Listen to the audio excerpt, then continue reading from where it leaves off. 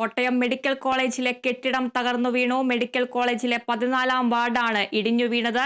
കെട്ടിടാവശിഷ്ടങ്ങൾക്കിടയിൽ കുടുങ്ങിക്കിടന്നയാളെ 2 മണിക്കൂർ നീണ്ട പരിശ്രമത്തിനൊടുവിൽ പുറത്തെടുത്തു. വിവരങ്ങളുമായി കാർത്തു ചേരുന്നുണ്ട്.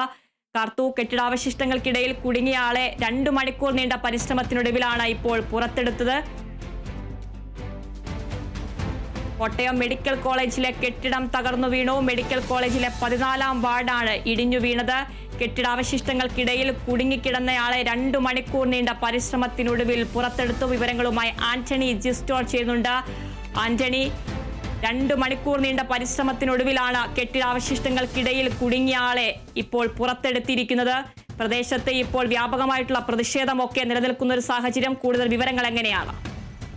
തീർച്ചയായും ഈ കെട്ടിടം ഇടിഞ്ഞു വീണ ഘട്ടത്തിൽ ഇടയിൽ കുടുങ്ങിയ ഒരു സ്ത്രീയെയാണ് ഇപ്പോൾ പുറത്തെടുത്തിരിക്കുന്നത്. നേരത്തെ തന്നെ ഈ കെട്ടിടത്തിന്റെ ഈ തകർന്ന ഭാഗത്ത് ഒരാൾ കുടുങ്ങിയിട്ടുണ്ട്, ഒരു സ്ത്രീ കാണാതായിട്ടുണ്ട് എന്നുള്ള സംശയമുണ്ടായിരുന്നു. തുടർന്ന് ഫയർഫോഴ്സ് ഈ ചെറിയ JCB പോലെയുള്ള ആ വാഹനം എത്തിച്ച് അവിടെ നിന്ന് ആ കെട്ടിടാവശിഷ്ടങ്ങൾ മാറ്റി നോക്കിയ ഘട്ടത്തിലാണ് ഒരു ആളെ അതിൽ കുടുങ്ങിക്കിടക്കുന്ന നിലയിൽ കണ്ടെത്തിയത്. അവരെ ഇപ്പോൾ പുറത്തെടുത്ത് ആശുപത്രിയിലേക്ക് മാറ്റിയിട്ടുണ്ട്. നേരത്തെ ഇവിടെ ഉണ്ടായിരുന്ന അല്ലെങ്കിൽ ഇവിടെയുള്ള ഈ ആശുപത്രിയിൽ അഡ്മിറ്റ് ആയിട്ടുള്ള ഒരു ഓപ്പറേഷന് വേണ്ടി അഡ്മിറ്റ് ആയിട്ടുള്ള ഒരു രോഗിയുടെ ബൈസ്റ്റാൻഡറാണ് ഈ പരിക്കേറ്റ സ്ത്രീ എന്ന് പറയുന്നത്. അവർ ഈ മകളോട് കുളിക്കാൻ വേണ്ടി പോവുകയാണ് എന്ന് പറഞ്ഞ ശേഷമാണ് പോയത് എന്നുള്ള വിവരം മകൾ പറഞ്ഞിരുന്നു. അതിനുശേഷം അമ്മയെ കാണാനില്ല എന്നും പറഞ്ഞിരുന്നു. അതിന്റെ അടിസ്ഥാനത്തിലാണ് ഈ തെരച്ചിൽ അവിടെ നടത്തിയത്. ആ തെരച്ചിലാണ് തകർന്നു കിടക്കുന്ന കെട്ടിടാവശിഷ്ടങ്ങൾക്ക് ഇടയിൽ നിന്ന് ആ സ്ത്രീയെ കണ്ടെത്തിയിട്ടുള്ളത്. ഏതായാലും ഇപ്പോൾ അവരെ ആശുപത്രിയിലേക്ക് മാറ്റിയിട്ടുണ്ട്. അവരുടെ ആരോഗ്യനില സംബന്ധിച്ചുള്ള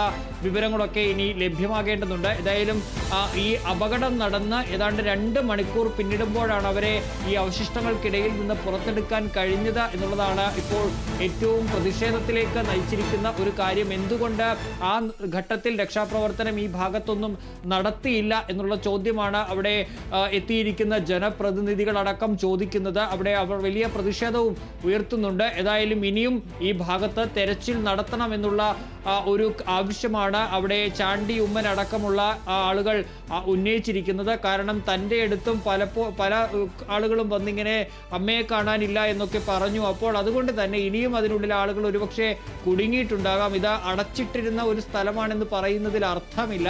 കാരണം അവിടെ ആളുകൾ ആ ശുചിമുറിയിൽ ഉപയോഗിക്കുന്നുണ്ട്.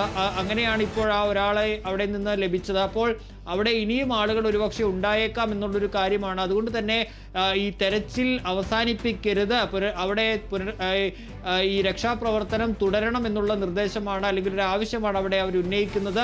ആ പ്രതിഷേധം അതിൻ്റെ അടിസ്ഥാനത്തിലാണ് അവിടെ ഉണ്ടായിട്ടുള്ളത്. ഏതായാലും ഇപ്പോൾ ഒരാളെ പുറത്തെടുത്തിട്ടുണ്ട്. അവരുടെ ആരോഗ്യനില സംബന്ധിച്ചുള്ള വിവരങ്ങൾ പുറത്തേക്ക് വരേണ്ടതുണ്ട്. ഏതായാലും ഒരു ബൈസ്റ്റാൻഡറാണ് അവിടെ ഓപ്പറേഷന് വേണ്ടി അഡ്മിറ്റായ ഒരു പെൺകുട്ടിയുടെ ബൈസ്റ്റാൻഡറായിട്ട് എത്തിയ സ്ത്രീയാണ് ഈ അപകടത്തിൽപ്പെട്ടത്. അവർ കുളിക്കാൻ വേണ്ടി പോവുകയാണെന്ന് പറഞ്ഞിട്ടാണ് ഈ ശുചിമുറി ഭാഗത്തേക്ക് വന്നത്. ഏതായാലും കോട്ടയം മെഡിക്കൽ കോളേജിന്റെ 14-ാം വാർഡിലെ ശുചിമുറി പ്രവർത്തിക്കുന്ന ഭാഗമാണ് ഇന്ന് 11 മണിയോടുകൂടി ഇടിഞ്ഞു വീണത്. മന്ത്രി വീണ ജോർജ് അതുപോലെ തന്നെ VN വാസവൻ അടക്കമുള്ളവർ ഈ സ്ഥലത്ത് എത്തിയിരുന്നു. ആ ഘട്ടത്തിൽ അവർ പറഞ്ഞത് ഇത് ഒരു അടച്ചിട്ടിരിക്കുന്ന കെട്ടിടമാണ്, ഇവിടേക്ക് ആരും വരാറില്ല എന്നുള്ള കാര്യമാണ്. ഏതായാലും 14 വയസ്സുള്ള ഒരു പെൺകുട്ടി അതുപോലെ തന്നെ ഈ ഒരു സ്ത്രീ അടക്കം 3 പേർക്കാണ് പരിക്ക് ഏറ്റിട്ടുള്ളത്.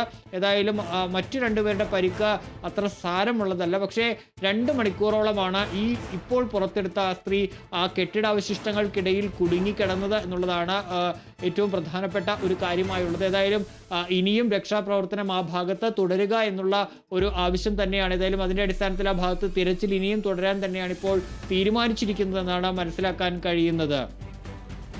തീർച്ചയായും ആന്റണി, രക്ഷാപ്രവർത്തനം ഇപ്പോഴും തുടരുകയാണ്. അതുപോലെ തന്നെ രക്ഷാപ്രവർത്തനം വൈകിയെന്ന ആരോപണവും ഉയരുന്നുണ്ട്.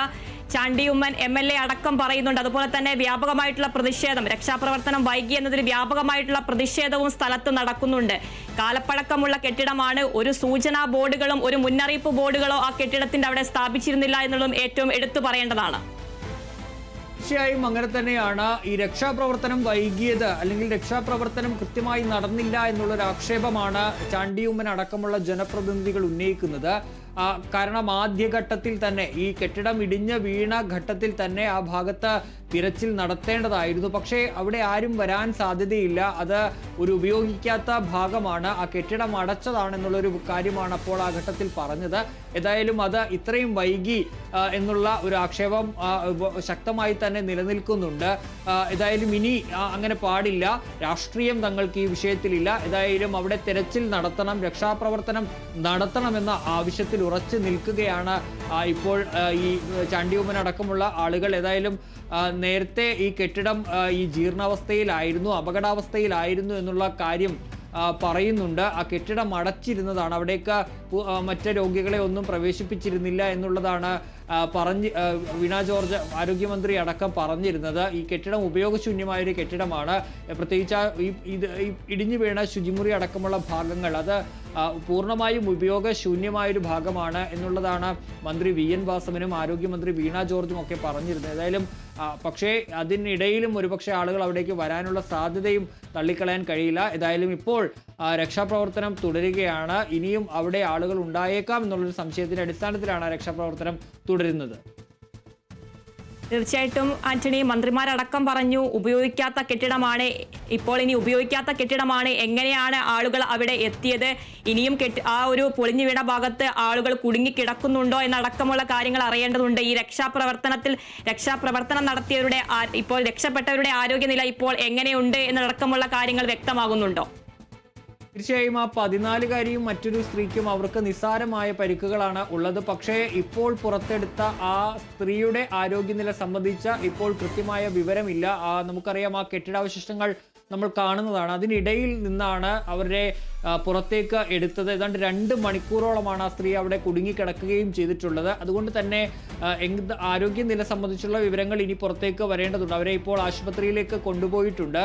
മറ്റ് വിവരങ്ങൾ അടുത്ത മിനിറ്റുകളിൽ ഒരുപക്ഷെ വരുമെന്ന് തന്നെയാണ് മനസ്സിലാക്കാൻ കഴിയുന്നത്. ഏതായാലും പരിക്കേറ്റ 2 പേർക്ക് നിസ്സാര പരിക്കുകൾ മാത്രമാണ് ഏറ്റിട്ടുള്ളത്. അതൊരു 14കാരിയുണ്ട്, മറ്റൊരു സ്ത്രീയുമാണ് ഈ പരിക്കേറ്റവരിലുള്ളത്. ശരി ആന്റണി, കോട്ടയം മെഡിക്കൽ കോളേജിലെ കെട്ടിടം തകർന്നു വീണു. മെഡിക്കൽ കോളേജിലെ 14-ാം വാർഡാണ് ഇടിഞ്ഞു വീണത്. കെട്ടിടാവശിഷ്ടങ്ങൾക്കിടയിൽ കുടുങ്ങിക്കിടന്ന ആളെ 2 മണിക്കൂർ നീണ്ട പരിശ്രമത്തിനൊടുവിലാണ് പുറത്തെടുത്തത്. രക്ഷാപ്രവർത്തനം വൈകിയെന്ന് ആരോപിച്ച് സ്ഥലത്ത് വ്യാപകമായിട്ടുള്ള പ്രതിഷേധമടക്കം നടന്നുകൊണ്ടിരിക്കുകയാണ്.